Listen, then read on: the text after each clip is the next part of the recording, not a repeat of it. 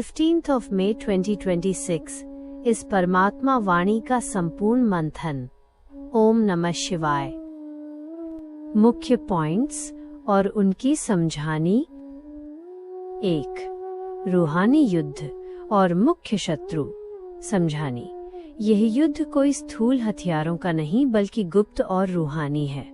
आत्माओं को माया से युद्ध करना है, जिसमें सबसे बड़ा दुश्मन काम वासना है।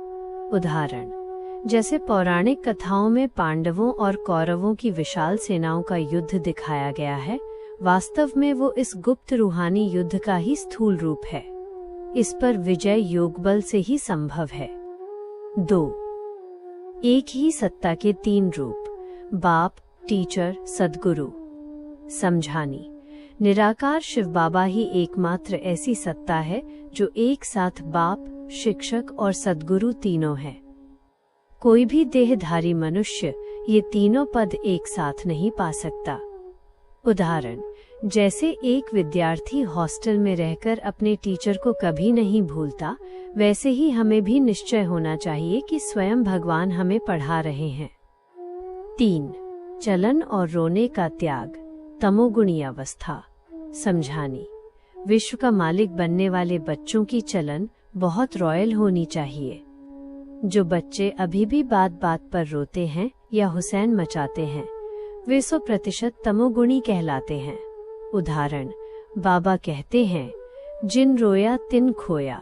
रोने वाले बच्चे स्वर्ग की ऊंच बादशाही खो देते हैं, क्योंकि रोना कमजोर और पिछड़ी हुई अवस्था की निशानी है। 4. पढ़ाई का लक्ष्य, विश्व का मालिक बनना समझानी।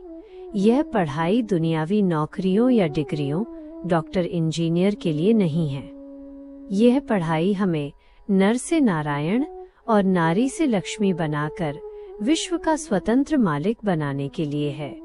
उदाहरण, जैसे गांव के लोग पढ़ाई को बंधन समझते हैं और घास काटने को स्वतंत्र जीवन मानते हैं, वैसे ही कई बच्चे इस ऊंची ईश्वरीय पढ़ाई को छोड़कर पुरानी दुनिया के बंधनों में फंस जाते हैं। 5. निश्चय और मत का महत्व समझानी। निश्चय बुद्धि की ही विजय होती है। बाबा के रथ ब्रह्मा बाबा द्वारा जो मत मिलती है, उसे ही शिव बाबा की श्रीमत समझकर चलना चाहिए। अपनी मनुष्य मत या रावण मत पर चलने से आत्मा कौड़ी जैसी बन गई है। उदाहरण, बाबा गारंटी देते हैं कि पक्के निश्चय बुद्धि वाले बच्चों को कभी घाटा नहीं हो सकता, क्योंकि बाप नुकसान को भी फायदा बना देते हैं। स्वमान, मैं विश्व का मालिक, अतीन्द्रिय सुख का अनुभवी और विजयी रत्न हूँ। वरदान, विजयी भव। व्याख्या, विजयी बनने के लिए सदा बाप को अपने सामने रखो। जो बाप ने किया वही हमें करना है। हर कदम पर बाप जैसा संकल्प और बाप जैसे बोल धारण करना ही फॉलो फादर करना है।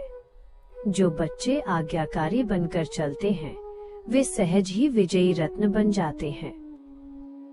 कमेंट्री।